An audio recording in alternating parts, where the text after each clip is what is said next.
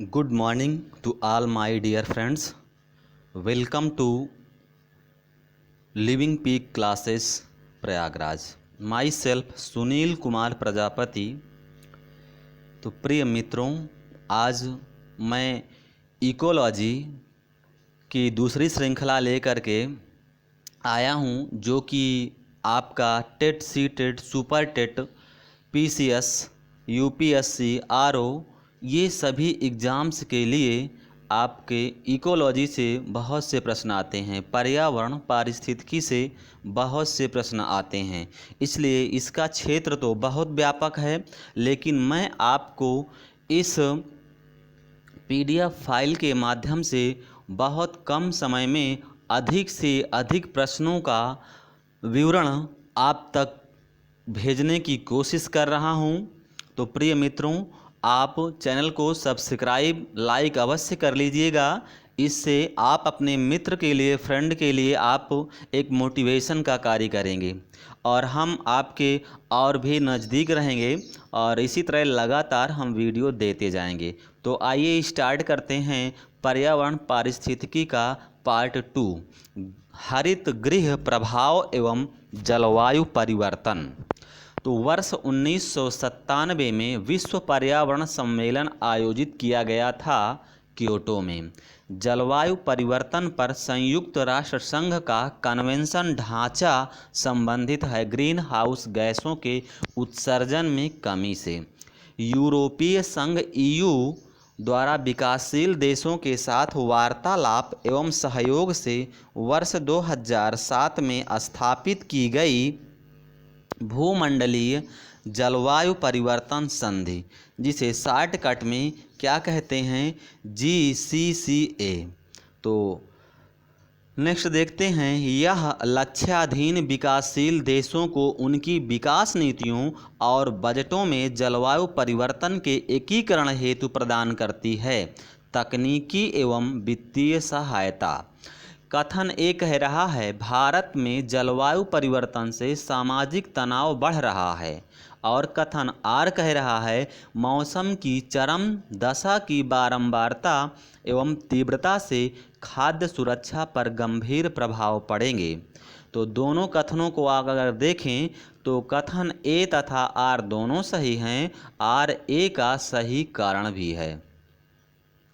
वायुमंडल के प्राकृतिक संतुलन के लिए कार्बन डाइऑक्साइड की उपयुक्त सांद्रता कितनी होती है? 0.03%। जलवायु परिवर्तन के प्रमुख कारक कौन से हैं?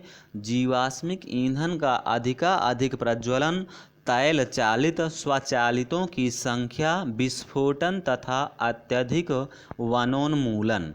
वह देश जिसने ग्रीन हाउस गैस के उत्सर्जन में कमी करने हेतु वर्ष 2019 में कार्बन टैक्स लगाने की घोषणा की, तो वह कौन सा देश है? सिंगापुर। कार्बन डाइऑक्साइड के मानवोद्भवी उत्सर्जनों के कारण आसन्न भूमंडलीय तापन के न्यूनीकरण के संदर्भ में कार्बन प्रच्छादन हेतु संभावित स्थान हो सकते हैं परित्यक्त और गैर लाभकारी कोयला संस्तर, ठीक है, निःशेष तेल एवं गैस भंडार एवं भूमिगत गंभीर लवणीय शैल समूह। झारखंड राज्य ने जलवायु केंद्र स्थापित किया है संयुक्त राष्ट्र विकास कार्यक्रम UNDP के सहयोग से। जलवायु परिवर्तन पर झारखंड कार्य योजना प्रकाशित हुई वर्ष 2013 एवं 2014 में। झारखंड जलवायु परिवर्तन कार्य योजना रिपोर्ट 2014 के अनुसार सबसे संवेदनशील जिला है सरायकेला खारसवां। जलवायु परिवर्तन का कारण है ग्रीन हाउस गैसें, ओजोन परत का क्षरण तथा प्रदूषण, ठीक है। तो आइए नेक्स्ट हम लोग देखते हैं, जीवाश्म ईंधन के जलने से वायुमंडल में ग्रीन हाउस गैसों में वृद्धि तथा ओजोन परत का अवक्षय प्रमुख कारण है जलवायु परिवर्तन का। वर्ष 2015 में 21वां जलवायु परिवर्तन सम्मेलन कहाँ हुआ? पेरिस में। ग्रीन हाउस इफेक्ट क्या है? जिसमें वायुमंडलीय कार्बन डाइऑक्साइड द्वारा इंफ्रारेड विकिरण शोषित कर लिए जाने से वायुमंडल का तापमान बढ़ जाता है। एक प्राकृतिक प्रक्रिया जिसके द्वारा किसी ग्रह या उपग्रह के वातावरण में मौजूद कुछ गैसें उस ग्रह उपग्रह के वातावरण के ताप को अपेक्षाकृत अधिक बनाने में मदद करती है तो ग्रीन हाउस प्रभाव कहते हैं। ग्रीन हाउस प्रभाव क्या है? गैसों के वायुमंडल में जमा होने से पृथ्वी के वातावरण का गर्म हो जाना। ग्रीन हाउस गैसों की संकल्पना किसने की थी? जोसेफ फोरियर ने। क्योटो प्रोटोकॉल किससे संबंधित है? जलवायु परिवर्तन से। क्योटो प्रोटोकॉल एक अंतर्राष्ट्रीय समझौता है जो किससे संबंध है? UNFCCC United nation framework convention on climate change से। सही कथन है। क्योटो उपसंधि वर्ष 2005 में लागू हुई। मीथेन कार्बन डाइऑक्साइड की तुलना में ग्रीन हाउस गैसों के रूप में अधिक हानिकारक है। किसी गैस के अणुओं की दक्षता एवं उस गैस के वायुमंडलीय जीवन काल निर्भर करता है। गैस का वैश्विक तापन विभव GWP global warming potential. Carbon dioxide का वायुमंडलीय जीवन काल परिवर्तनीय है जबकि सभी समयावधियों के दौरान इसका वैश्विक तापन विभव 1 पाया गया है। वहीं दूसरी ओर मीथेन का 20 वर्ष के दौरान वैश्विक तापन विभव पाया गया 72। पर्यावरण में ग्रीन हाउस प्रभाव में वृद्धि होती है। किससे? कार्बन डाइऑक्साइड के कारण। वायुमंडल में उपस्थित वह गैसें जो तापीय और रक्त विकिरण की रेंज के अंतर्गत विकिरणों का अवशोषण एवं उत्सर्जन करती हैं उन्हें क्या कहते हैं? ग्रीन हाउस गैसें। तो ग्रीन हाउस गैस नहीं है ऑक्सीजन। गैस समूह जो ग्रीन हाउस प्रभाव में योगदान देता है उसे हम कार्बन डाइऑक्साइड तथा मीथेन कहते हैं। यहाँ पे ध्यान दीजिए, प्राकृतिक रूप से पाई जाने वाली ग्रीन हाउस गैस जो सर्वाधिक ग्रीन हाउस इफेक्ट करती है उसे जलवाष्प कहते हैं। वैश्विक ऊष्मन के लिए उत्तरदायी नहीं होता है आर्गन। मई 2011 में विश्व बैंक के साथ हुए उत्सर्जन ह्रास क्रय समझौते के बारे में सही है कि समझौता 10 वर्ष के लिए लागू रहेगा। समझौता हिमाचल प्रदेश की एक परियोजना के लिए कार्बन क्रेडिट सुनिश्चित करने के लिए है। समझौते के अनुसार 1 टन कार्बन डाइऑक्साइड 1 क्रेडिट इकाई के समतुल्य होगी। एक गैस जो धरती पर जीवन के लिए हानिकारक और लाभदायक दोनों हैं उसे क्या कहते हैं? कार्बन डाइऑक्साइड कहते हैं। आज कार्बन डाइऑक्साइड के उत्सर्जन में सर्वाधिक योगदान करने वाला देश है, उसका नाम है चीन। वह देश जिसे दुनिया में कार्बन निगेटिव देश के रूप में माना जाता है भूटान। वे पदार्थ जो सार्वत्रिक तापन उत्पन्न करने में योगदान करते हैं मीथेन, कार्बन डाइऑक्साइड तथा जलवाष्प। ग्रीन हाउस गैस नहीं होते हैं हाइड्रोजन। ग्रीन हाउस गैस नहीं है नाइट्रोजन। गैस जो ग्लोबल वार्मिंग के लिए ज़्यादा जिम्मेदार है कार्बन डाइऑक्साइड कहते हैं। Carbon dioxide gas global warming के लिए सबसे ज़्यादा जिम्मेदार है क्योंकि वायुमंडल में इसकी सांद्रता अन्य ग्रीन हाउस गैसों की तुलना में बहुत अधिक होती है। भूमंडलीय उष्णता ग्लोबल वार्मिंग के परिणामस्वरूप हिमनदी द्रवीभूत होने लगी। समय से पहले आम में बौर आने लगा। स्वास्थ्य पर कुप्रभाव पड़ने लगा। वैश्विक ताप के असर को इंगित करते हैं कि हिमानी का पिघलना, सागरीय जल में उत्थान, मौसमी दशाओं में परिवर्तन तथा ग्लोबीय तापमान में वृद्धि। भूमंडलीय ऊष्मन की आशंका वायुमंडल में जिसकी बढ़ती हुई सांद्रता के कारण बढ़ रही है उसे कार्बन डाइऑक्साइड की कहते हैं। एक सर्वाधिक भंगुर पारिस्थितिक तंत्र है जो वैश्विक तापन द्वारा सबसे पहले प्रभावित होगा, आर्कटिक एवं ग्रीनलैंड हिमचादर। वायु में कार्बन डाइऑक्साइड की बढ़ती हुई मात्रा से वायुमंडल का तापमान धीरे धीरे बढ़ रहा है, क्योंकि कार्बन डाइऑक्साइड सौर विकिरण के अवरक्त अंश को क्या है अवशोषित करती है। प्रमुख ग्रीन हाउस गैस मीथेन के स्रोत हैं धान के खेत, कोयले की खान, पालतू पशु, आर्द्र भूमि। मीथेन उत्सर्जन के प्राकृतिक स्रोत क्या हैं? आर्द्र भूमि, समुद्र हाइड्रेट्स, मानव की क्रिया जो जलवायु से सर्वाधिक प्रभावित होती है उसे कृषि कहते हैं। जुगाली करने वाले पशुओं से जिस ग्रीन हाउस गैस का निस्सरण होता है उसे मीथेन कहते हैं। मीथेन गैस को मार्स गैस भी कहते हैं। यह एक आंदोलन है जिसमें प्रतिभागी प्रतिवर्ष एक निश्चित दिन 1 घंटे के लिए बिजली बंद कर देते हैं। यह जलवायु परिवर्तन और पृथ्वी को बचाने की आवश्यकता के बारे में जागरूकता लाने वाला आंदोलन है। पृथ्वी काल कहा गया है। जलवायु परिवर्तन और पृथ्वी को बचाने की आवश्यकता के बारे में जागरूकता लाने हेतु world wide fund for nature WWF world wide fund for nature द्वारा आयोजित किया जाने वाला एक विश्वव्यापी आंदोलन है पृथ्वी काल। 50 से अधिक देशों द्वारा समर्थित संयुक्त राष्ट्र का मौसम परिवर्तन समझौता प्रभावित हुआ 21 मार्च 1994 को।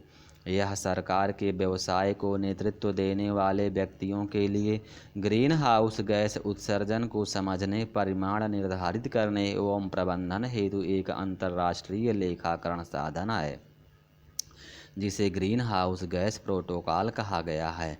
वर्ल्ड रिसोर्स इंस्टीट्यूट WRI तथा world business council on sustainable development WBCSD द्वारा किया गया है। ग्रीन हाउस गैस प्रोटोकॉल का विकास। क्योटो प्रोटोकॉल प्रभावी हुआ है वर्ष 2005 से।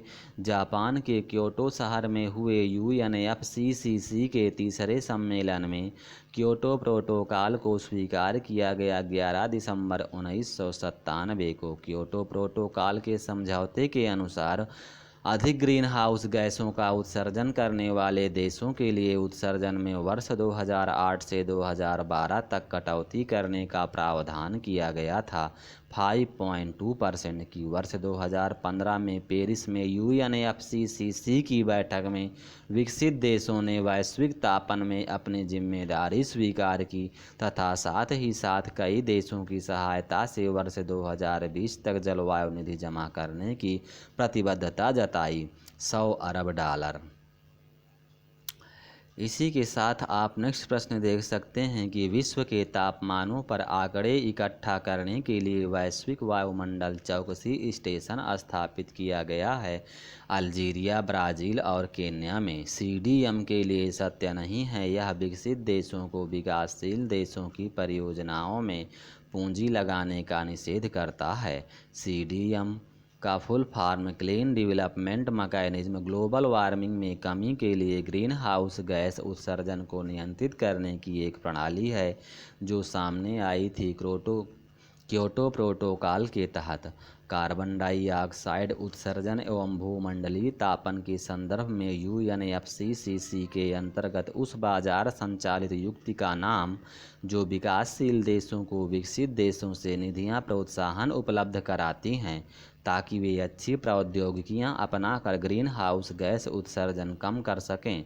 स्वच्छ विकास युक्त कार्बन जमाओं कार्बन क्रेडिट के बारे में स्वच्छ विकास युक्ति CDM है। क्योटो नवाचार युक्तियों में से एक। Annex 1 के विकसित देश गैर Annex 1 देशों में स्वच्छ विकास युक्ति परियोजनाएं कार्यान्वित कर प्राप्त कर सकते हैं कार्बन क्रेडिट। CDM के अंतर्गत कार्यान्वित होने वाली परियोजनाएं Annex फर्स्ट के देशों द्वारा कार्यान्वित की जाती हैं, परंतु इन परियोजनाओं को गैर एनेक्स फर्स्ट विकासशील देशों में किया जाता है क्रियान्वित। UNFCCC के क्योटो प्रोटोकॉल की धारा 12 के अंतर्गत वर्णित है स्वच्छ विकास युक्ति CDM clean development mechanism. 1 ton carbon dioxide की मात्रा को घटाने से प्राप्त होती है 1 CER यूनिट। जैव विविधता अभिसमय Convention on Biological Diversity CBD का पूरक प्रोटोकॉल जैव प्रौद्योगिकी द्वारा उत्पन्न जीवित संशोधित जीवों लिव मॉडिफाइड ऑर्गेनिज्म LMO द्वारा उत्पन्न संभावित खतरों से जैव विविधता की रक्षा करने हेतु प्रतिबद्ध है। कार्टाजेना प्रोटोकॉल आनुवंशिक संसाधनों जेनेटिक रिसोर्सेज को प्राप्त करने एवं उनसे मिलने वाले लाभों के समुचित व निष्पक्ष बंटवारे से संबंधित है। नगोया प्रोटोकॉल सही सुमेलित है। प्रथम विश्व जलवायु सम्मेलन 1979 ईस्वी में, प्रथम पृथ्वी शिखर सम्मेलन एजेंडा 21, पृथ्वी शिखर सम्मेलन प्लस 5 1997।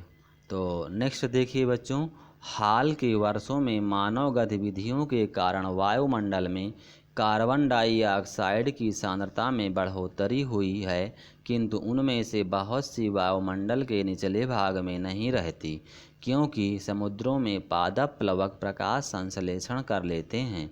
यदि किसी महासागर का पादप प्लवक किसी कारण से पूर्णतया नष्ट हो जाए तो इसका प्रभाव होगा कि कार्बन सिंक के रूप में महासागर पर प्रतिकूल प्रभाव पड़ेगा एवं महासागर की खाद्य श्रृंखला पर प्रतिकूल प्रभाव पड़ेगा। जलवायु परिवर्तन के खगोलीय सिद्धांतों से संबंधित है। पृथ्वी की कक्षा की उत्केंद्रता अंडाकार कक्षीय मार्ग, पृथ्वी की घूर्णन अक्ष की तिर्यकता झुकाव, विषुवयन, पृथ्वी की सूर्य से अपसौर या उपसौर की स्थिति। जलवायु परिवर्तन से संबंधित सिद्धांत दिए जो कि पृथ्वी की लंबी अवधि के कक्षीय स्थिति से संबंधित है। मिलुटिन मिलानकोविच पृथ्वी का धुरी पर अवस्था बदलना जलवायु परिवर्तन के लिए एक कारक है। मिलुटिन मिलानकोविच का जलवायु परिवर्तन का क्रायोजेनिक संकेतन प्राप्त किया जाता है आइस कोर से। किसी ग्लेशियर या बर्फ की चादर को छेद कर प्राप्त किया गया एक बेलनाकार नमूना है आइस कोर हिम तत्व। भारत की जलवायु परिवर्तन पर प्रथम राष्ट्रीय क्रिया योजना प्रकाशित हुई 2008 ईस्वी में। भारत सरकार की जलवायु कार्य योजना क्लाइमेट एक्शन प्लान के 8 मिशन से सम्मिलित नहीं है। आणविक ऊर्जा ग्लोबीय तापवृद्धि का सबसे महत्वपूर्ण परिणाम यह है कि इससे ध्रुवीय बर्फ की टोपियों के पिघलने के बाद वृद्धि होगी। समुद्र की सतह में ग्लोबीय तापवृद्धि से विश्व के समस्त द्वीप डूब जाएंगे। मूंगे के यह संभावना है कि 2044 ईस्वी तक फिजी डूब जाएगा और समुद्र तल के बढ़ने से इसी वर्ष तक एक गंभीर संकट छा जाएगा। नीदरलैंड IPCC के अनुसार वर्ष 1900-2100 के बीच समुद्र सतह में वृद्धि का अनुमान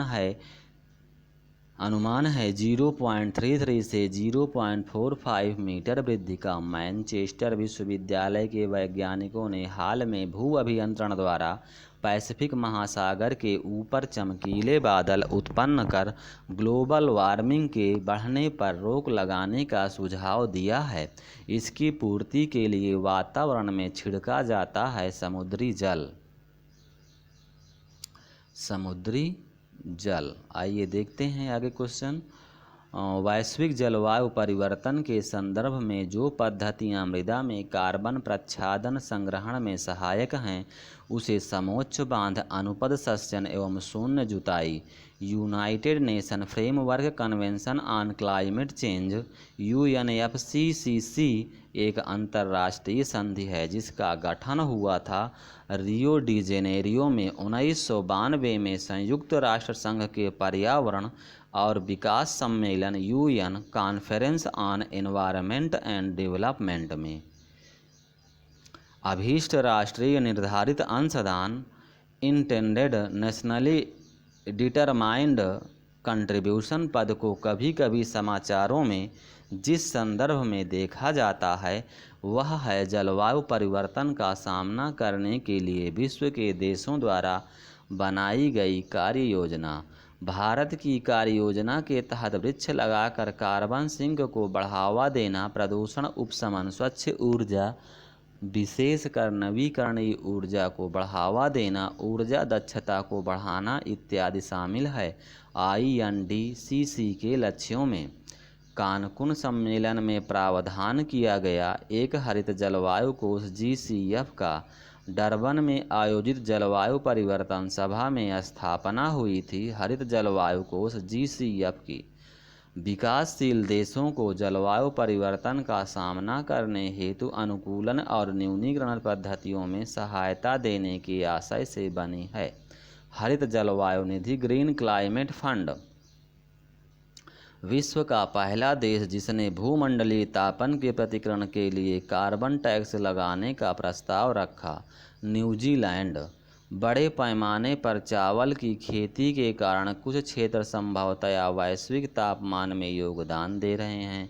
इसके लिए कारण जिनको उत्तरदायी ठहराया जा सकता है चावल की खेती से संबद्ध अवायवीय परिस्थितियां मेथेन के उत्सर्जन का कारक हैं। जब नाइट्रोजन आधारित उर्वरक प्रयुक्त किए जाते हैं तब काष्ठ मृदा से नाइट्रस ऑक्साइड का उत्सर्जन होता है। एशिया पैसिफिक संघ के सदस्यों के संबंध में सही है। वे विश्व की 48% ऊर्जा का उपयोग करते हैं। वे विश्व की 48% हरित ग्रीन हाउस गैसों के निस्सारण के लिए उत्तरदायी हैं। वे क्योटो प्रोटोकॉल को समर्थन देना चाहते हैं। ओजोन परत क्षरण, आइए इससे प्रश्न देखते हैं।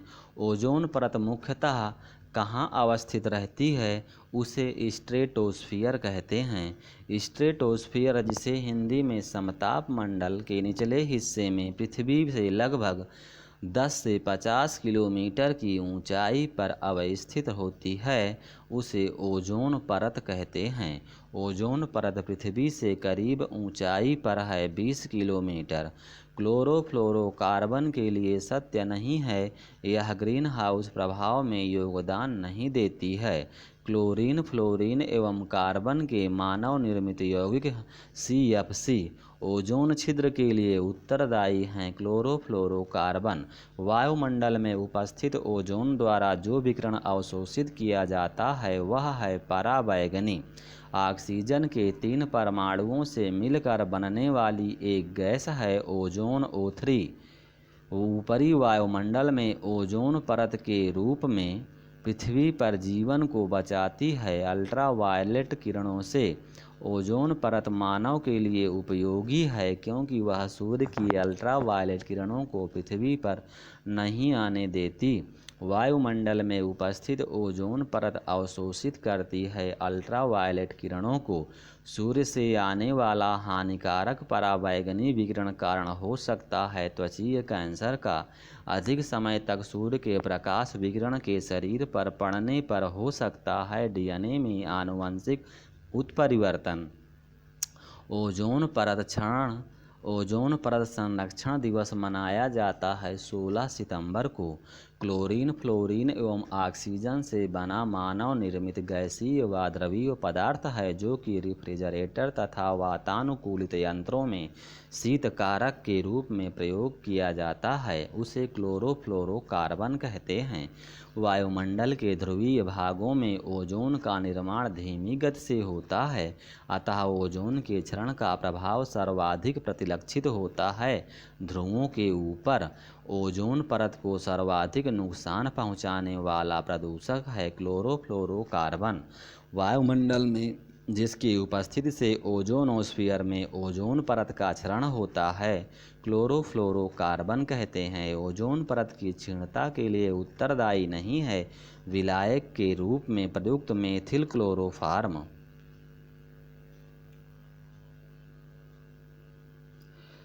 ओजोन परत की क्षीणता के लिए उत्तरदायी गैसें हैं CFC, halogens, nitrous oxide, trichloroethylene, halon 1211 1301। वह ग्रीन हाउस गैस जिसके द्वारा ट्रोपोस्फियर में ओजोन प्रदूषण नहीं होता है कार्बन मोनोऑक्साइड।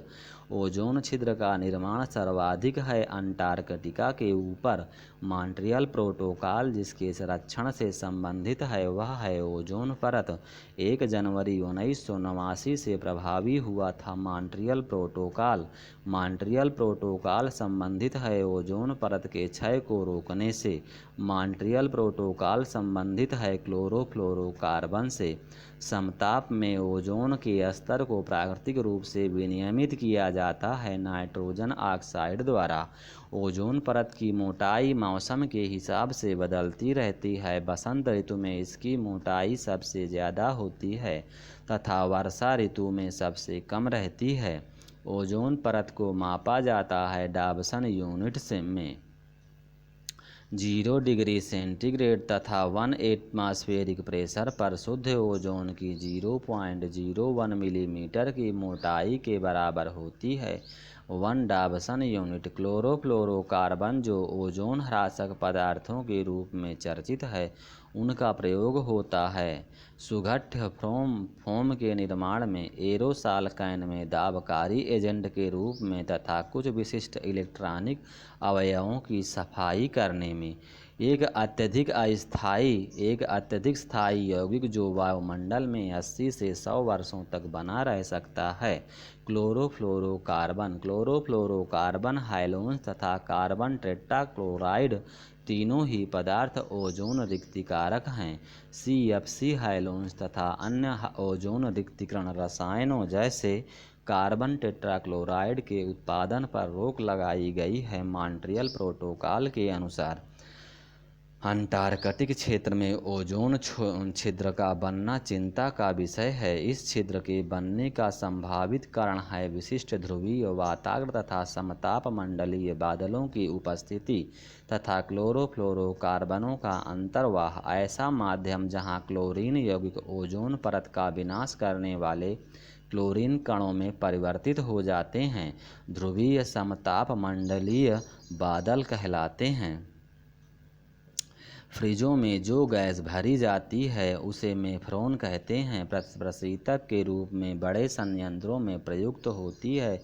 अमोनिया सर्वप्रथम वर्ष 1985 में टोटल ओजोन मैपिंग स्पेक्ट्रोमीटर की मदद से अंटार्कटिका के ऊपर ओजोन छिद्र का पता लगाया था। ब्रिटिश दल ने तिब्बत पठार के ऊपर वर्ष 2005 में ओजोन आभा मंडल ओजोन हैलो का पता लगाया। GW केंट मूर ने मनुष्यों में खांसी, सीने में दर्द उत्पन्न करने के साथ साथ फेफड़ों को क्षति पहुंचा सकता है। ओजोन का उच्च सांद्रण। कथन ए ओजोन जैविक जीवन के लिए परम आवश्यक है। कथन आर ओजोन परत पृथ्वी को उच्च ऊर्जा विकिरण से संरक्षित करती है। ए और आर दोनों सही हैं। RA की सही व्याख्या है। सूर्य के उच्च आवृत्ति के परावैंगनी प्रकाश की 93.99% मात्रा अवशोषित कर लेती है जो पृथ्वी पर जीवन के लिए हानिकारक है। ओजोन परत ओजोन का अवक्षय करने वाले पदार्थों का प्रयोग पर नियंत्रण करने और उन्हें चरणबद्ध रूप से प्रयोग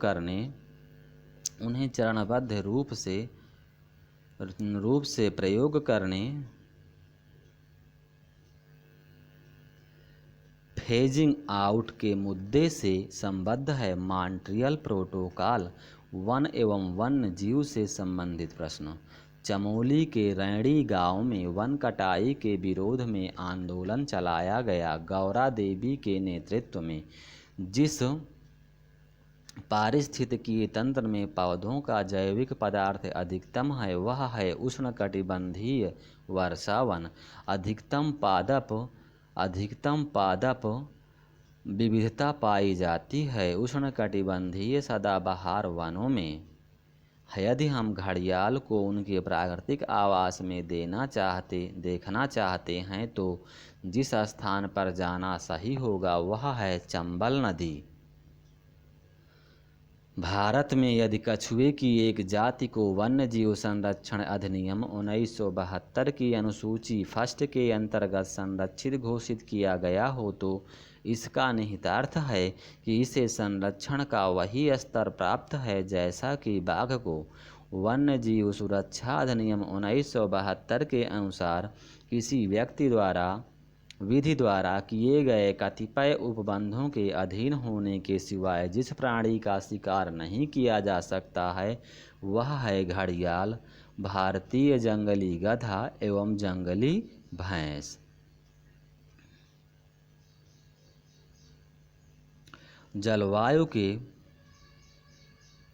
जलवायु के प्रमुख घटक जो झारखंड राज्य के वन के क्षेत्र की जलवायु को प्रभावित कर रहे हैं, जंगल की आग कहते हैं। झारखंड राज्य में जंगलों को सुरक्षित वन के रूप में वर्गीकृत करने का उद्देश्य बिना अनुमति सभी गतिविधियों पर प्रतिबंध। भारत का वह राज्य जहां सर्वप्रथम मुख्यमंत्री जन वन योजना का प्रारंभ किया गया वह राज्य झारखंड। सदाबहार वन पश्चिमी घाट में पाए जाते हैं। उत्तर पूर्व भारत और अंडमान एवं निकोबार द्वीप समूह के 200 सेंटीमीटर से अधिक वार्षिक वर्षा वाले क्षेत्रों में उष्णकटिबंधीय सदाबहार वनों का विस्तार पाया जाता है। विषुवतीय वनों की अद्वितीय विशेषताएं होती हैं। ऊंचे घने वृक्षों की विद्यमानता जिनके किरीट निरंतर वितान बनाते हों, बहुत सी जातियों का सह अस्तित्व हो, अधिपातपों की असंख्य किस्मों की विद्यमानता हो। विषुवतीय वन ऐसे उष्णकटिबंध क्षेत्रों में मिलते हैं जहां वर्षा होती है 200 सेंटीमीटर से अधिक। विश्व भर की लगभग 80% जैव विविधता पाई जाती है विषुवतीय वनों में। भारत में उपयुक्त पारिस्थितिक संतुलन बनाए रखने के लिए वनाच्छादन हेतु न्यूनतम संस्तुति भूमि क्षेत्र 33% है। राष्ट्रीय वन नीति में भारत के कुल भौगोलिक क्षेत्र के जितने प्रतिशत पर वन रखने का लक्ष्य है 1/3। राष्ट्रीय वन नीति 1952 के अनुसार जो वन का संवर्ग नहीं है राष्ट्रीय उद्यान वनों को वर्गीकृत किया गया है। संरक्षित वन, राष्ट्रीय वन, ग्राम वन एवं वृक्ष भूमि। राष्ट्रीय वन नीति 1952 के अनुसार देहरादून स्थित भारतीय वन सर्वेक्षण विभाग उपग्रह चित्रण के माध्यम से वन स्थिति रिपोर्ट जारी करता है। प्रत्येक 2 वर्ष पर भारत में निर्वनीकरण का प्रभाव नहीं है। नगरीकरण एक बार उपयोग होने के बाद पुनः उपयोग में लाए जा सकते हैं। नवीकरणीय संसाधन वनों से पर्यावरण की गुणवत्ता बढ़ती है क्योंकि वन पर्यावरण से कार्बन डाइऑक्साइड का अवशोषण मुक्त करते हैं। ऑक्सीजन विकास के चरण के आधार पर प्राकृतिक संसाधनों को निम्न समूहों में विभाजित किया जा सकता है। संभाव्य संसाधन, वास्तविक संसाधन, आरक्षित संसाधन, स्टॉक संसाधन जो एक क्षेत्र में स्थित है तथा भविष्य में भी प्रयोग में लाए जा सकते हैं उन्हें संभाव्य साधन कहते हैं। जिनका सर्वेक्षण किया गया है तथा उनकी मात्रा एवं गुणवत्ता का पता लगाया गया है और जिनका वर्तमान समय में प्रयोग किया जा रहा है वास्तविक संसाधन कहते हैं। राष्ट्रीय सुदूर संवेदन अभिकरणयान RSA प्रणाली से चित्रित वह भू क्षेत्र जो वास्तव में वनाच्छादित होता है कहलाता है वनावरण। मैंग्रोव वनस्पतियों का विकास तटों के सहारे होता है। भारत में मैंग्रोव ज्वारीय वनस्पति मुख्यतः सुंदरवन में पाई जाती है। ये डेल्टा प्रदेशों तथा समुद्र के ज्वार वाले भागों में होते हैं। इन्हें मैंग्रोव वनस्पति के नाम से जाना जाता है। ज्वारीय वन मैंग्रोव वनस्पति का सर्वाधिक क्षेत्र सुंदरवन डेल्टा में पाया जाता है। यहाँ के वनों में विशेष रूप से सुंदरी वृक्ष पाए जाते हैं। एक संरक्षित कच्छ वनस्पति क्षेत्र है गोवा। भारत में मैंग्रोव वन, सदापर्णी वन एवं पर्णपाती वनों का संयोजन है। अंडमान और निकोबार द्वीप समूह में नागालैंड के पर्वत क्रमशः बंजर होते जा रहे हैं। उसका प्रमुख कारण झूम कृषि है। वह राज्य जिसके द्वारा अपना वन अपना धन योजना प्रारंभ की गई है हिमाचल प्रदेश। भारत में वन्य जीव संरक्षण अधिनियम लागू किया गया था वर्ष 1972 में। वन्य जीवों की तस्करी, अवैध शिकार से रक्षा एवं संरक्षण के लिए भारत सरकार द्वारा पारित किया गया था वन्य जीव संरक्षण अधिनियम 1972। भारत में वन संरक्षण अधिनियम कब पारित किया गया? वर्ष 1980 में। भारत में वन संरक्षण अधिनियम कब पारित किया? 1980 में। भारत में वन संरक्षण अधिनियम 1980 लागू होने की तिथि है 25 अक्टूबर 1980। भारतीय वन्य जीव संस्थान देहरादून में है। वन अनुसंधान संस्थान देहरादून में है।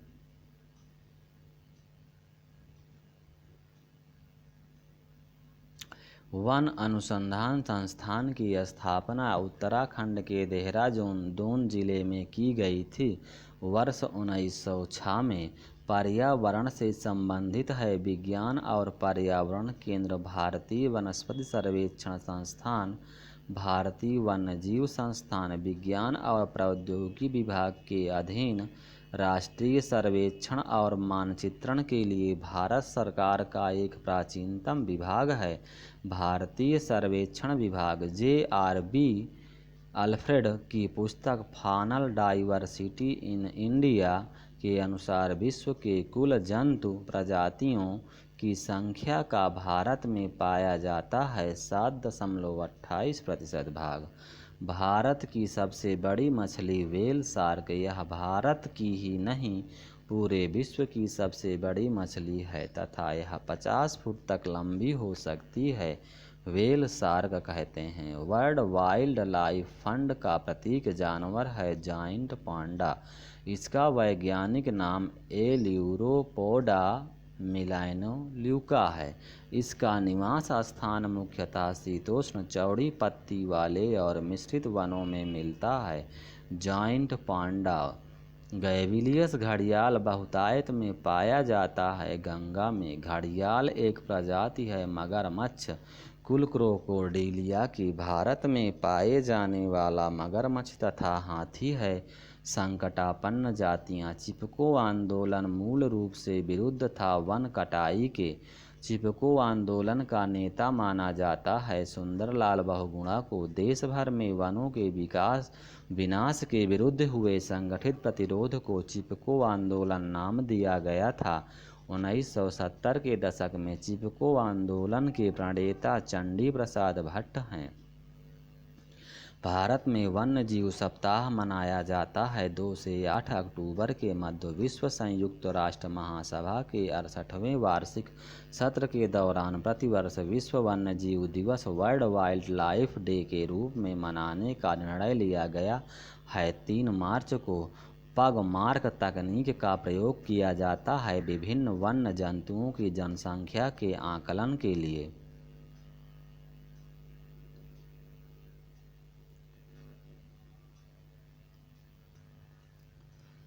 निम्नलिखित कथनों पर विचार कीजिए। निम्नलिखित कथनों पर विचार कीजिए। कथन ए, भारत में वन क्षेत्र का ह्रास भारत के जनांकीय संक्रमण से प्रत्यक्षतः संबंधित रहा है।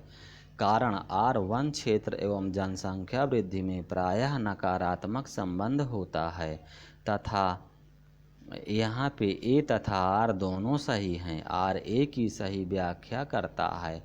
वन ह्रास का मुख्य कारण है औद्योगिक विकास। राजीव गांधी वन्य जीव संरक्षण पुरस्कार दिया जाता है। शैक्षिक तथा शोध संस्थाओं वन एवं वन्य जीवधारियों तथा वन्य जीव संरक्षकों को।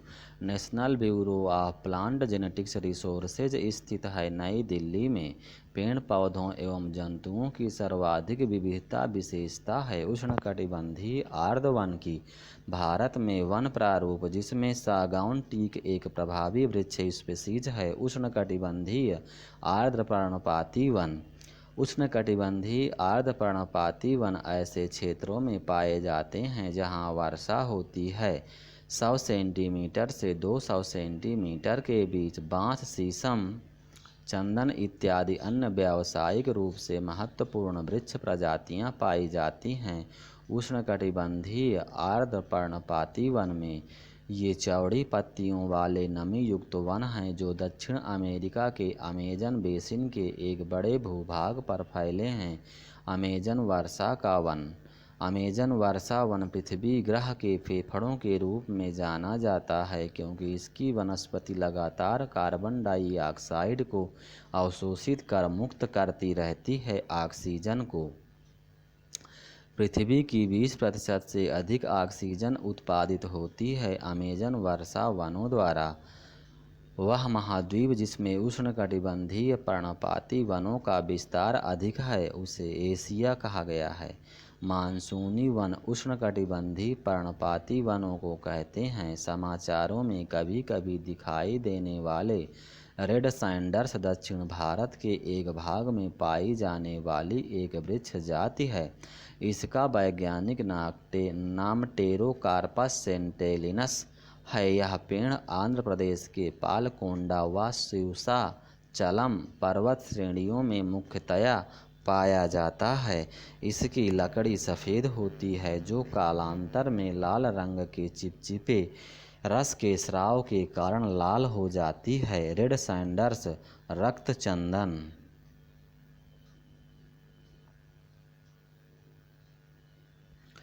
आयुर्वेद व सिद्ध दवाइयों को बनाने में, पूजा सामग्री में एवं पारंपरिक खिलौना को बनाने में किया जाता है।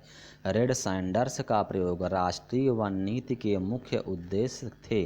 सामाजिक वानिकी को प्रोत्साहन देना, देश की कुल भूमि का 1/3 वन आच्छादित करना, मरुस्थलीकरण को रोकने के लिए संयुक्त राष्ट्र अभिसमय United Nation Convention to Combat Desertification के क्या महत्व है। इसका उद्देश्य नव प्रवर्तनकारी राष्ट्रीय कार्यक्रमों एवं समर्थक अंतर्राष्ट्रीय भागीदारियों के माध्यम से प्रभावकारी कार्रवाई को प्रोत्साहित करना है। यह मरुस्थलीकरण को रोकने में स्थानीय लोगों की भागीदारी को प्रोत्साहित करने हेतु ऊर्ध्वगामी उपागम बॉटम अप अप्रोच के लिए प्रतिबद्ध है। मरुस्थलीकरण को रोकने के लिए संयुक्त राष्ट्र अभिसमय United Nation Convention to Combat Desertification की स्थापना 1994 में की गई। यह अकेला कानूनन बाध्यकारी समझौता है जो संयुक्त रूप से पेश करता है पर्यावरण एवं विकास एवं टिकाऊ भूमि प्रबंधन को। भारत में जो नगर वृक्षारोपण में विशिष्टता रखता है वालपराई नगर स्थित है कोयम्बटूर जिले में। चीन, भारत, इंडोनेशिया तथा जापान में से जिसके भौगोलिक क्षेत्र का उच्चतम प्रतिशत वनाच्छादित है। जापान का कुल भौगोलिक क्षेत्र के 70% भाग पर वन बनाए रखने का संवैधानिक प्रावधान है। भूटान में एल्यूमीनियम को इसके पर्यावरणीय हितैषी स्वरूप और नवीकरणीय योग्य होने के कारण कहा जाता है। हरी धातु पूर्वी दक्कन पठार में प्रमुखतया पाए जाते हैं। शुष्क सदाबहार वन वाणिज्यिक दृष्टि से लाभप्रदों की एक पादप मोनोकल्चर कृषि की अनुपम प्राकृतिक छटा को नष्ट कर रही है। इमारती लकड़ी का विचार शून्य दोहन, ताड़ रोपण के लिए विशाल भूखंडों का निर्वनीकरण, मैंग्रोव का विनाश, आदिवासियों द्वारा लकड़ी की अवैध कटाई और अनाधिकार आखेट समस्या को अधिक ही जटिल बनाते हैं। अलवण जल कोटरिकाएं त्वरित गति से सूख रही हैं क्योंकि निर्धनीकरण और मैंग्रोव का विनाश हो रहा है। इस उद्धरण में निर्देशित हैं सुंदर वन।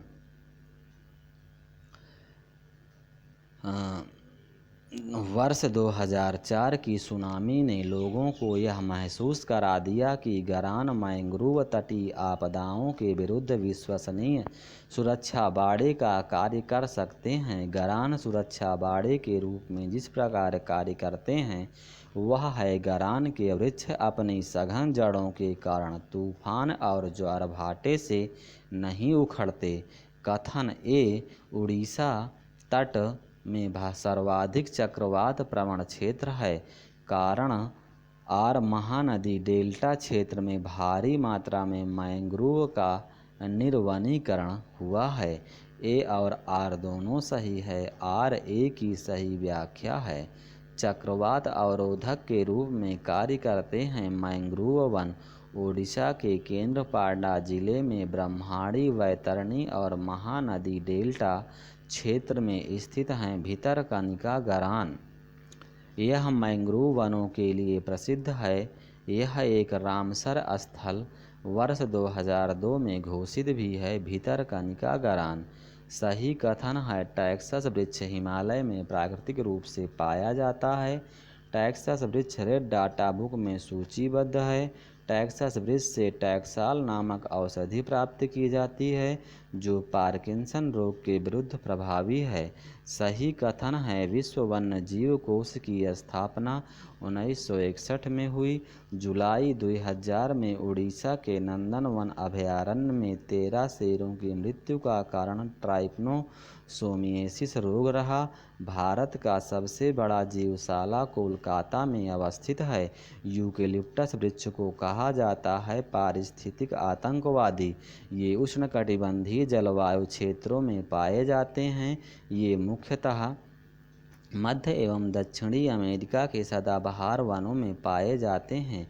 स्पाइडर वानर भारतीय प्राणीजात जो संकटापन्न हैं। घड़ियाल, चर्मपीठ कूर्म, लेदरबैक टर्टल तथा अनूप मृग भारत में प्राकृतिक रूप से पाए जाते हैं। तारा कछुआ, मॉनिटर छिपकली तथा वामन सुअर भारत में पाई जाने वाली नस्ल। खराई ऊँट के बारे में अनूठा क्या है? यह समुद्र जल में 3 किलोमीटर तक तैरने में सक्षम है। यह मैंग्रोव की चराई पर जीता है। यह ऊँट कच्छ गुजरात में पाए जाते हैं।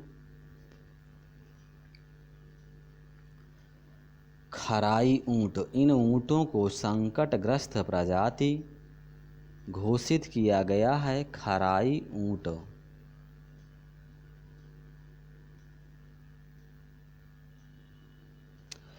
कथन कह रहा है कि मैंग्रोव कुछ समुद्र तटों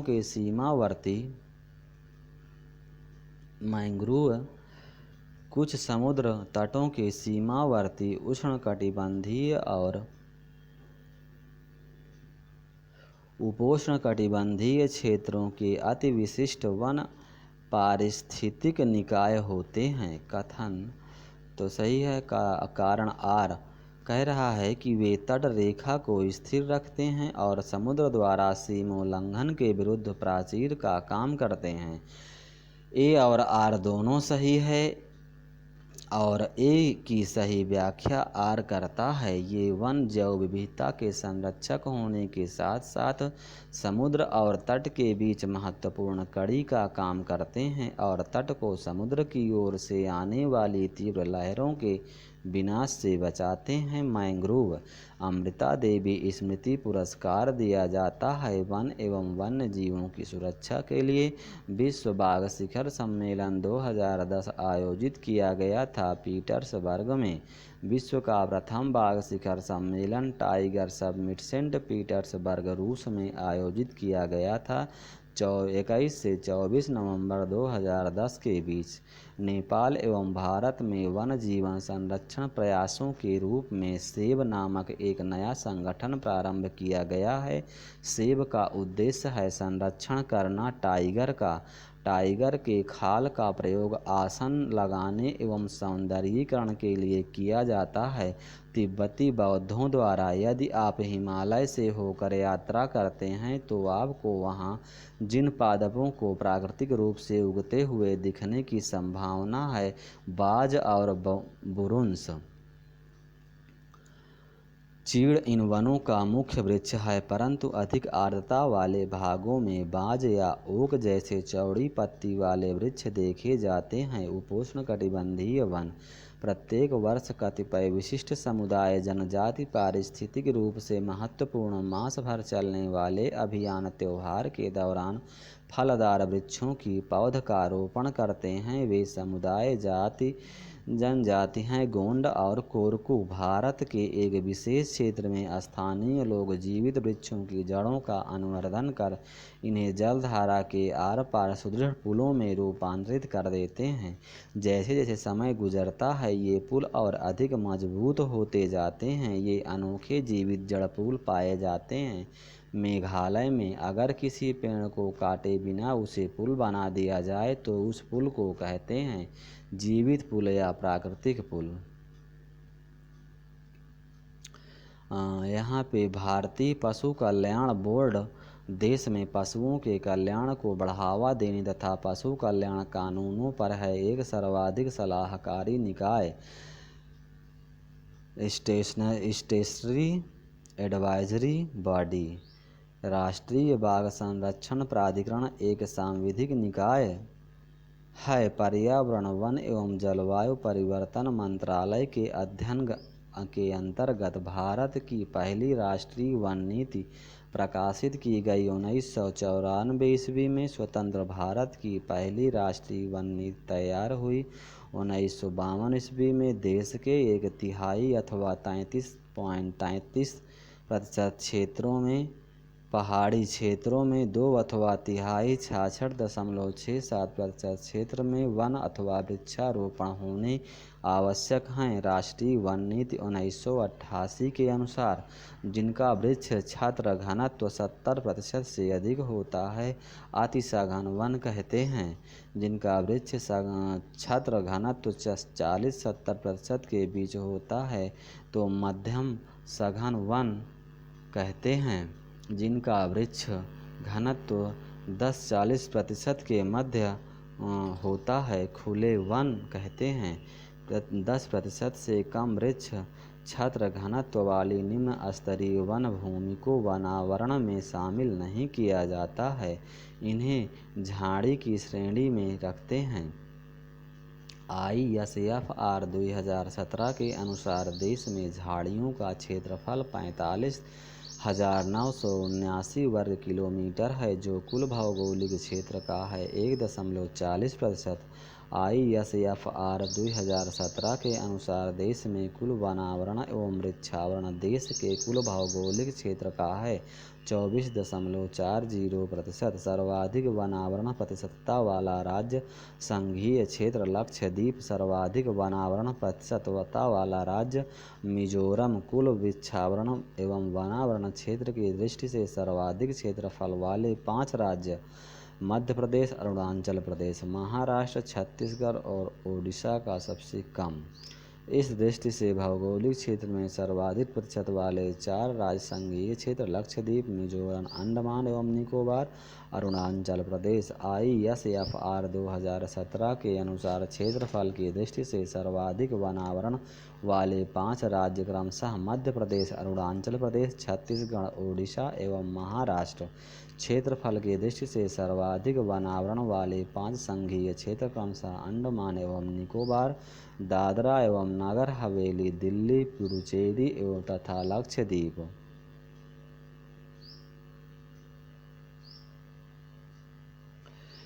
सर्वाधिक वनावरण प्रतिशतता वाले 5 राज्य संघीय क्षेत्र क्रमशः लक्षद्वीप 90.33%, मिजोरम 86.27%, अंडमान एवं निकोबार द्वीप समूह 81.73%, अरुणाचल प्रदेश 79.96% तथा मणिपुर 77.69%। सर्वाधिक वनावरण प्रतिशतता वाले भारत के 5 राज्य क्रमशः मिजोरम, अरुणाचल प्रदेश, मणिपुर, मेघालय तथा नागालैंड हैं।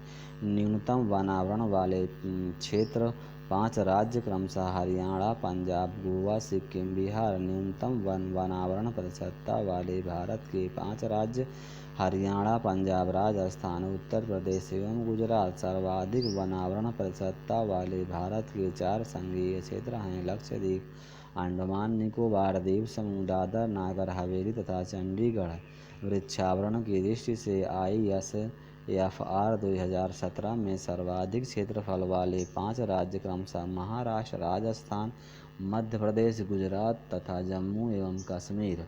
न्यूनतम क्षेत्रफल वाले 5 राज्य क्रमशः सिक्किम, त्रिपुरा, मणिपुर, गोवा एवं नागालैंड। भौगोलिक क्षेत्र के प्रतिशत के रूप में सर्वाधिक वृक्षावरण वाले 5 राज्य क्रमशः गोवा, केरल, गुजरात, झारखंड तथा तमिलनाडु। संघीय क्षेत्रों में सर्वाधिक वृक्षावरण प्रतिशत क्रमशः दमन एवं दीव, चंडीगढ़, दिल्ली तथा लक्षद्वीप। कुल वृक्षावरण एवं वनावरण क्षेत्र की दृष्टि से सर्वाधिक क्षेत्रफल वाले 5 राज्य मध्य प्रदेश, अरुणाचल प्रदेश, महाराष्ट्र, छत्तीसगढ़ एवं ओडिशा। भौगोलिक क्षेत्र के सर्वाधिक प्रतिशत वाले 4 राज्य संघीय क्षेत्र क्रमशः लक्षद्वीप 97%, मिजोरम 88.49%, अंडमान एवं निकोबार 82.15% तथा अरुणाचल प्रदेश 80.92%। ISFR 2017 के अनुसार देश के पहाड़ी जिलों में कुल वनावरण 283,462 वर्ग किलोमीटर है, जो कि इन जिलों के भौगोलिक क्षेत्रफल का 40.22% हैं। ISFR 2017 के अनुसार देश के 14 भू आकृतिक क्षेत्रों फिजियोग्राफिक जोन में क्षेत्रफल की दृष्टि से सर्वाधिक वृक्षावरण है। मध्य उच्च भूमियों का लवण सहिष्णु वनस्पति समुदाय, जो विश्व के ऐसे उष्णकटिबंधीय एवं उपोष्णकटिबंधीय अंतः ज्वारीय क्षेत्रों में पाए जाते हैं, जहां वर्षा का स्तर 1000-3000 मिलीमीटर के मध्य एवं ताप का स्तर 26 से 35 डिग्री के मध्य हो, उसे मैंग्रोव कहते हैं। यहाँ पे ISFR 2017 के अनुसार भारत में मैंग्रोव आवरण विश्व की संपूर्ण मैंग्रोव वनस्पति का लगभग 3.3% है। भारत में सर्वाधिक मैंग्रोव आच्छादित 4 राज्य संघीय क्षेत्र पश्चिम बंगाल 2114 वर्ग किलोमीटर, गुजरात 1140 वर्ग किलोमीटर, अंडमान एवं निकोबार द्वीप समूह 617 वर्ग किलोमीटर तथा आंध्र प्रदेश 404 वर्ग किलोमीटर। 4 सर्वाधिक मैंग्रोव आच्छादित क्षेत्र जिले क्रमशः दक्षिण 24 परगना, पश्चिम बंगाल 2084 वर्ग किलोमीटर, कच्छ गुजरात 798 वर्ग किलोमीटर, उत्तरी अंडमान एवं निकोबार द्वीप समूह 425 वर्ग किलोमीटर, केंद्र पांडा ओडिशा 197 वर्ग किलोमीटर है। विश्व में मैंग्रोव का सर्वाधिक क्षेत्र एशिया में है।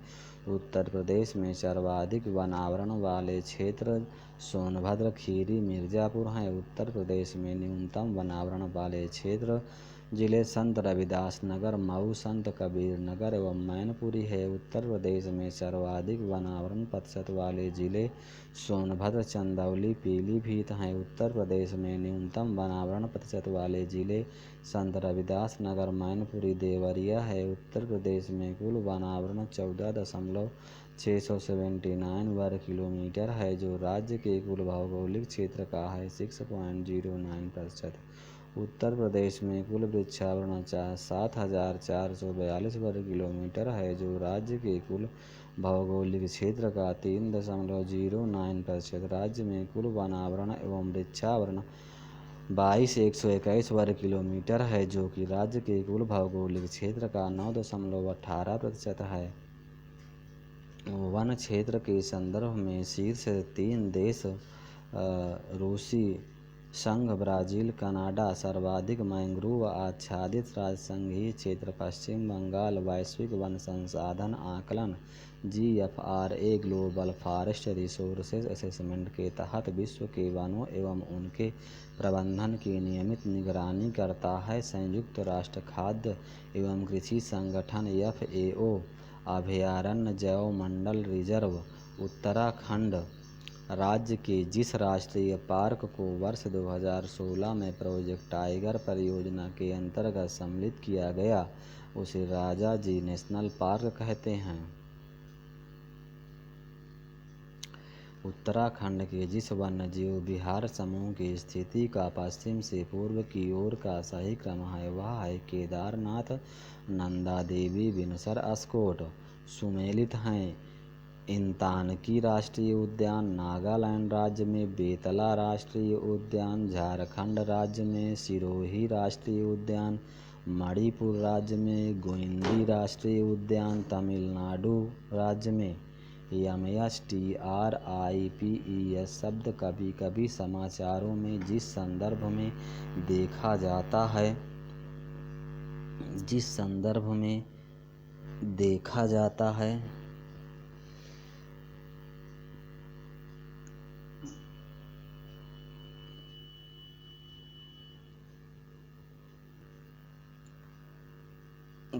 जाता है वह है बाघ अभयारण्यों का रख रखाव। हाल ही में कुछ शेरों को गुजरात के उनके प्राकृतिक आवास से जिस एक स्थल पर स्थानांतरित किए जाने का प्रस्ताव है वह है कुनुपालपुर वन्यजीव अभयारण्य।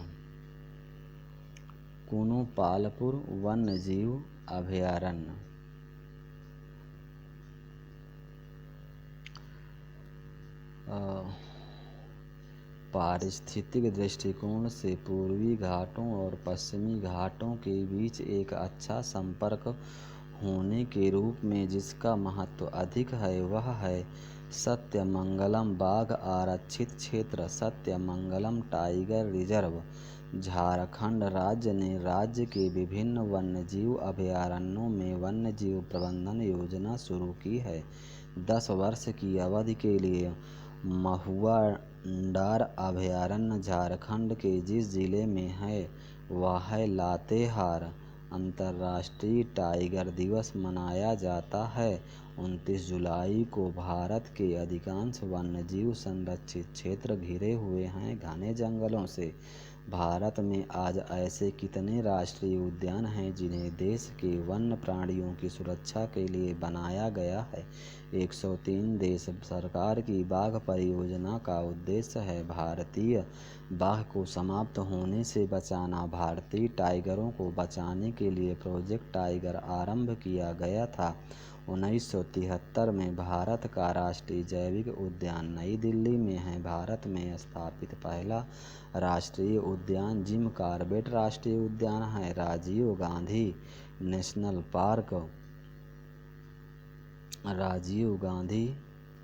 नेशनल पार्क कर्नाटक में है।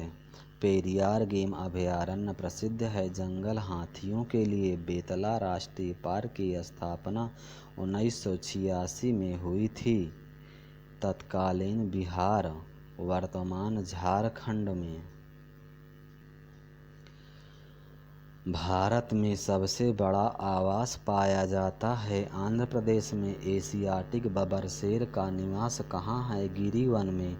एशियाटिक बबर शेर गिरिवन में पाए जाते हैं। जैवमंडल रिजर्व उनके क्षेत्रफल एवं स्थापना का वर्ष। तो जैवमंडल रिजर्व देख लीजिए कितने हैं क्षेत्रफल और उनकी स्थापना।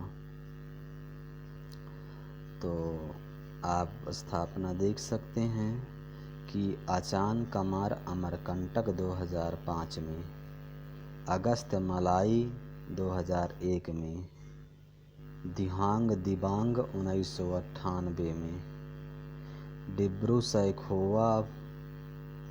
सैखोवा जैवमंडल रिसर्च 1997 में, ग्रेट निकोबार 1989 में, मन्नार की खाड़ी 1989 में, नंदा देवी 1988 में, नीलगिरी 1986 में, नौक रेक 1988 में, पचमढ़ी 1999 में, सिमलीपाल 1994 में, सुंदरबन 1989 में। ठीक है, ये जितना हमने बताया यूनेस्को ने MAB कार्यक्रम के तहत जैवमंडल रिजर्व के विश्व तंत्र की सूची में शामिल किया है। जैवमंडल आरक्षित क्षेत्र नहीं है। नल्ला मलाई केवला देवघाना राष्ट्रीय उद्यान जिसे पूर्व में भारत जिसे पूर्व में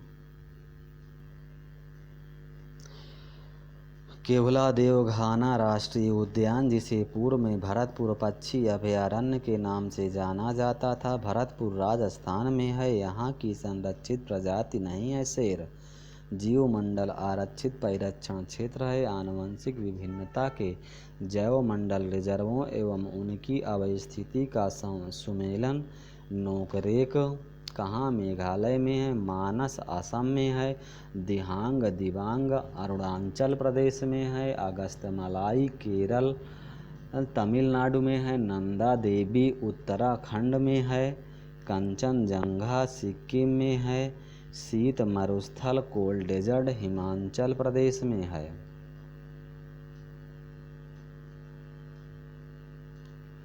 भारत सरकार ने अब तक 18 जैवमंडल आरक्षित क्षेत्र स्थापित किए हैं, जिनमें यूनेस्को ने जैवमंडल आरक्षित क्षेत्रों के विश्व संजाल में सम्मिलित किया है। 10 को भारत के विभिन्न जैव भंडारों में से जो गारो पहाड़ियों पर फैला हुआ है, नोकरेक कहते हैं। नंदा देवी जीवमंडल जिस राज्य में स्थित है वह है उत्तराखंड। विश्व धरोहर स्थल वर्ल्ड हेरिटेज साइट घोषित है।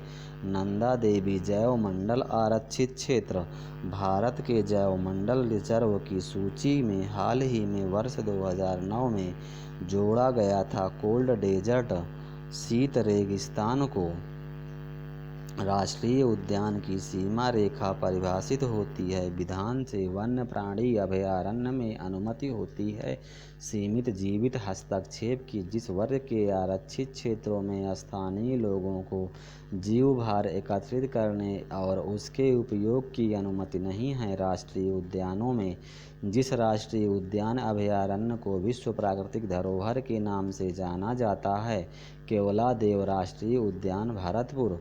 हाथी परियोजना शुरू की गई फरवरी 1992 में। जंगली गधों का अभयारण्य गुजरात में है। एक सींग वाला गैंडा पाया जाता है। पश्चिम बंगाल एवं असम में अभयारण्य सेंचुरी राइनो के लिए जाना जाता है। काजीरंगा गैंडे को पुनर्वसित करने का कार्य जिस राष्ट्रीय उद्यान में चल रहा है वह है दुधवा राष्ट्रीय उद्यान। उद्धव पक्षी विहार स्थित है साहेबगंज में। सही सुमेलन है। राष्ट्रीय उद्यान राज्य बांधव राष्ट्रीय उद्यान मध्य प्रदेश। बांदीपुर राष्ट्रीय उद्यान कर्नाटक। रोहला राष्ट्रीय उद्यान हिमाचल प्रदेश में। गिरी राष्ट्रीय उद्यान गुजरात में। उत्तर प्रदेश, राजस्थान, मध्य प्रदेश व पश्चिम बंगाल में से जिसमें सर्वाधिक संख्या में वन्य जीव अभयारण्य नेशनल पार्क और अभयारण्य है। मध्य प्रदेश में सर्वाधिक राष्ट्रीय पार्कों की संख्या 99 है। अंडमान निकोबार एवं मध्य प्रदेश में। उत्तर प्रदेश के प्रश्नगत पक्षी विहारों का उनके जिलों के साथ सही सुमेल इस प्रकार है। पक्षी विहार जिला एक तरफ नवाब पक्षी विहार नवाबगंज पक्षी विहार उन्नाव में है। ओखला पक्षी विहार ग्रेटर नोएडा में है। समसपुर पक्षी विहार रायबरेली में है।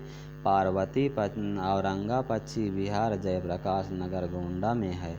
साइबेरियन सारस के लिए आदर्श प्राकृतिक निवास राजस्थान है। राष्ट्रीय उद्यानों का उनके राज्यों के साथ सही सुमेल इस प्रकार है।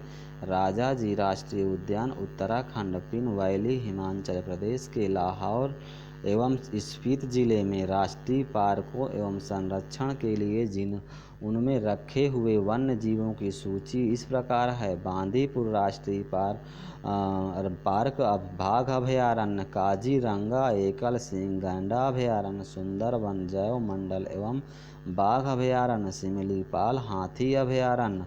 सरिस्का एवं रणथंभौर जिस जानवर के लिए संरक्षित है उसे बाघ कहते हैं। बाघों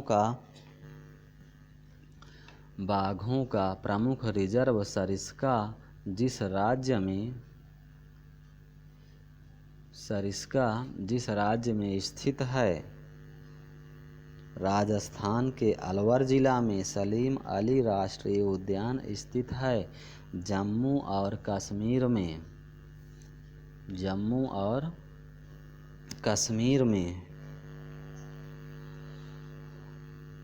चंद्रप्रभा वन्यजीव अभयारण्य 78 वर्ग किलोमीटर क्षेत्रफल में विस्तारित है। उत्तर प्रदेश के चंदौली जिले में करेरा वन्यजीव अभयारण्य लगभग 202 वर्ग किलोमीटर क्षेत्र में स्थित है। मध्य प्रदेश के शिवपुरी जिले में 160 वर्ग किलोमीटर क्षेत्र में फैला जयसम्मद वन्यजीव अभयारण्य स्थित है। राजस्थान के उदयपुर जिले में नाहरगढ़ वन्य जीव अभयारण्य एक लघु अभयारण्य है जो है राजस्थान के बारां जिले में।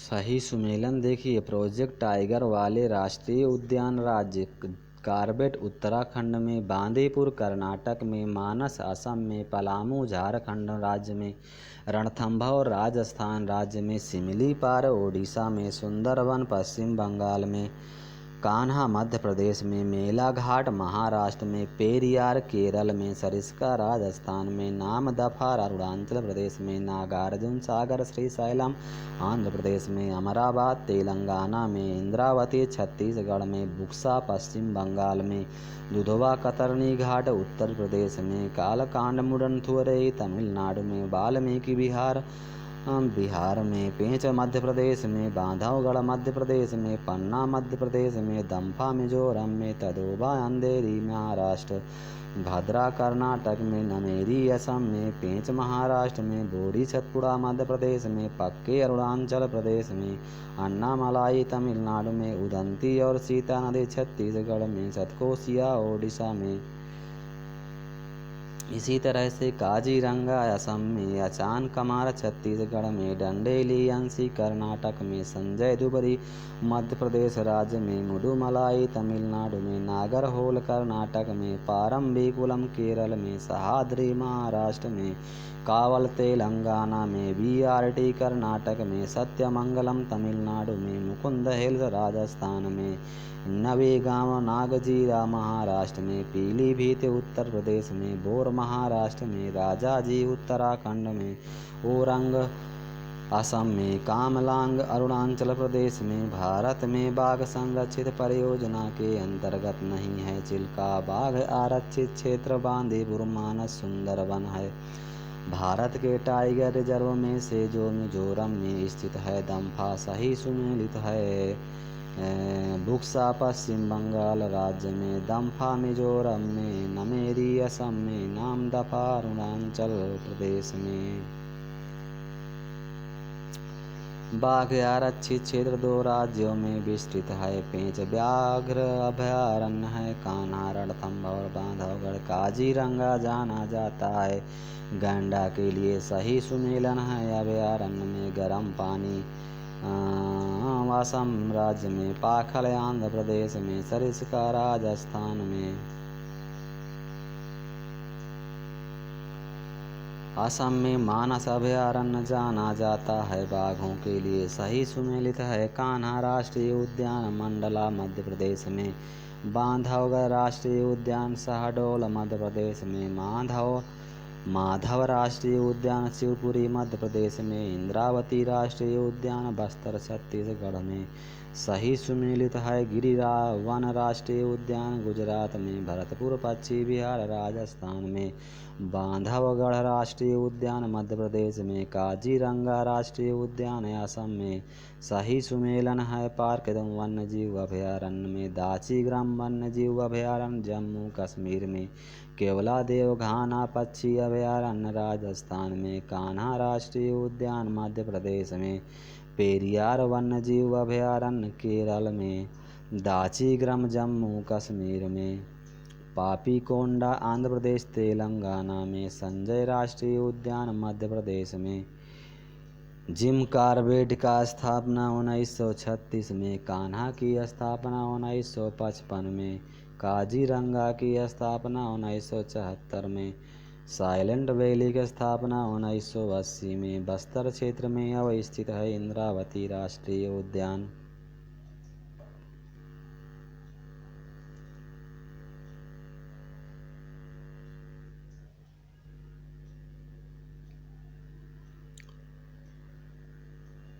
मध्य प्रदेश के शहडोल मंगल के उमरिया जिले में स्थित है बांधवगढ़ राष्ट्रीय उद्यान। दांडेली अभयारण्य स्थित है कर्नाटक में। उत्तराखंड के 3 जिलों देहरादून, हरिद्वार और पौड़ी गढ़वाल में अवस्थित है राजाजी राष्ट्रीय उद्यान। राष्ट्रीय उद्यान देखिए, अंशी राष्ट्रीय उद्यान कर्नाटक में, बेटला राष्ट्रीय उद्यान झारखंड में, इंद्रावती राष्ट्रीय उद्यान छत्तीसगढ़ में, गूगामल राष्ट्रीय उद्यान महाराष्ट्र में। काजीरंगा गैंडा से संबंधित पशु है। गिरी में शेर वन्य पशु है। सुंदरवन में बाघ है। पेरियार में हाथी है। पेरियार में बाघ एवं हाथी। राजाजी उद्यान में हाथी। मानस राष्ट्रीय उद्यान में हाथी। दुधवा राष्ट्रीय उद्यान में टाइगर सही सुमेलित युग्म है। केवलादेव राष्ट्रीय उद्यान भरतपुर में है। महान हिमालयी राष्ट्रीय उद्यान हिमाचल प्रदेश के कुल्लू क्षेत्र में। राजाजी राष्ट्रीय उद्यान उत्तराखंड के देहरादून में। हरिद्वार और पौड़ी गढ़वाल में। केवलादेव राष्ट्रीय उद्यान राजस्थान के भरतपुर जिले में तथा वन विहार राष्ट्रीय उद्यान विस्तारित है मध्य प्रदेश के भोपाल जिले में। येलोस्टोन नेशनल पार्क स्थित है संयुक्त राज्य अमेरिका में। सागरीय राष्ट्रीय उद्यान मन्नार की खाड़ी में। यूनेस्को ने जुलाई 2016 में भारत के जिस राष्ट्रीय उद्यान को विश्व धरोहर स्थल घोषित किया हुआ है कंचनजंगा खागसिंगजुंगा राष्ट्रीय उद्यान में।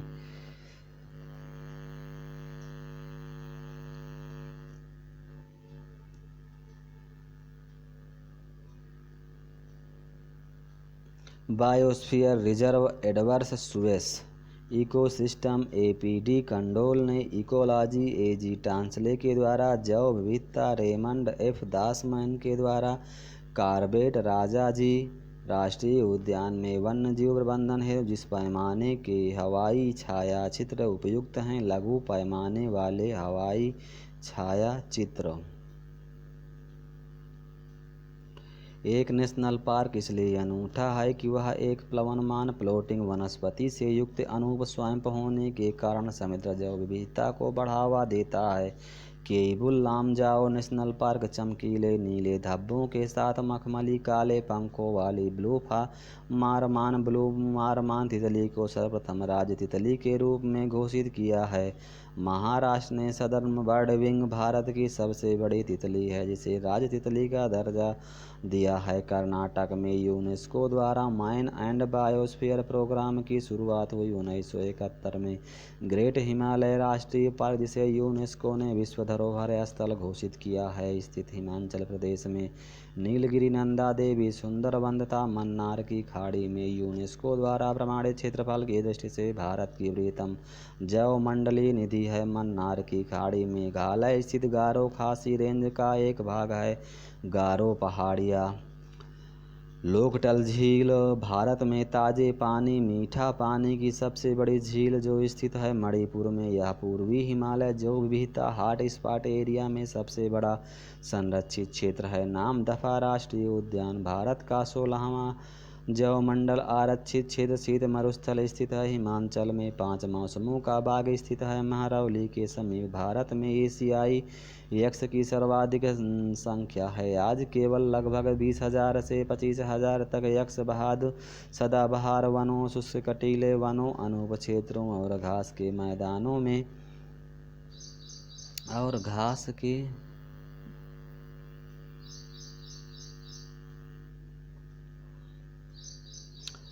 घास के मैदानों में फैले हुए प्राकृतिक आवासों में हैं तथापि उनके प्रमुख आवास नम पर्णपाती वन हैं। भारत में यक्ष की संख्या उत्तर पश्चिम भारत से लेकर जहां वे उत्तराखंड के देहरादून व नैनीताल तथा उत्तर प्रदेश के बिजनौर जिलों के वन विभागों में पाए जाते हैं। कर्नाटक और केरल राज्यों में पश्चिमी घाट और तमिलनाडु तक में फैली हुई। केंद्रीय भारत में उनकी संख्या दक्षिणी बिहार और उड़ीसा में बटी हुई है। पूर्व में उत्तरी बंगाल, असम और कुछ अन्य राज्यों में दिखाई पड़ते हैं। उदाहरण में यक्ष वर्णित प्राणी क्या है? हाथी है।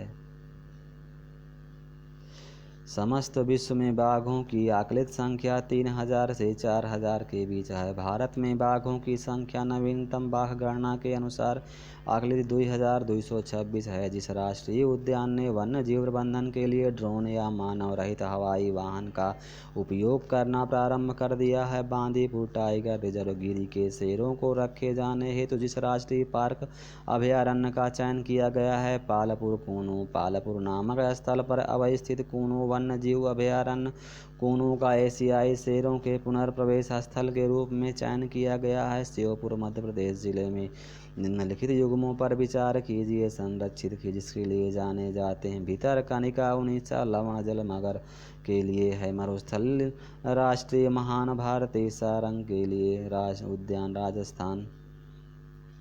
पूर्वोत्तर भारत के राज्यों में विशेषता असम में पाए जाते हैं। हुलुक गिम्बन ग्रेट इंडियन हॉर्नबिल अपने प्राकृतिक आवास में पाए जाने की सबसे अधिक संभावना कहाँ है? पश्चिमी घाट में। इसका प्राकृतिक आवास पश्चिमी घाट है। इस पक्षी का वैज्ञानिक नाम ब्यूसेरस बाइकॉर्नियस है। यह पक्षी एक विशेष प्रकार का घोंसला बनाता है। वनों की कटाई होने से इस पक्षी की प्राकृतिक आवास नष्ट हो रहा है। ग्रेट इंडियन हॉर्नबिल सही सुमेलित है। काजीरंगा गोलाघाट नौगांव में, कैन कुद्रे मुख चिकमंगलूर में, साइलेंट वैली शांत घाटी पालघाट में, पेंच घाटी नागपुर में। भारत का प्रथम तितली उद्यान बन्नरघट्टा जबकि उद्यान है जो स्थित है बेंगलुरु में। अस्कोट वन्य जीव सेंचुरी जिस जनपद में है वह जनपद है पिथौरागढ़। सही सुमेलन है। बांदीपुर कर्नाटक में, मेलघाट महाराष्ट्र में, बुक्सा पश्चिम बंगाल में, पाकुई अरुणाचल प्रदेश में। कार्बेट राष्ट्रीय उद्यान अपना जल प्राप्त करता है रामगंगा नदी से। नेशनल पार्कों में से जिसकी जलवायु उष्णकटिबंधीय से उपोष्ण शीतोष्ण और आर्कटिक तक परिवर्तित होती है। नामदफा नेशनल पार्क बुक्सा बाघ परियोजना भारत के किस राज्य में स्थित है? वह है पश्चिम बंगाल में। शुक्ला फांटा वन्य जीव अभयारण्य स्थित है नेपाल में।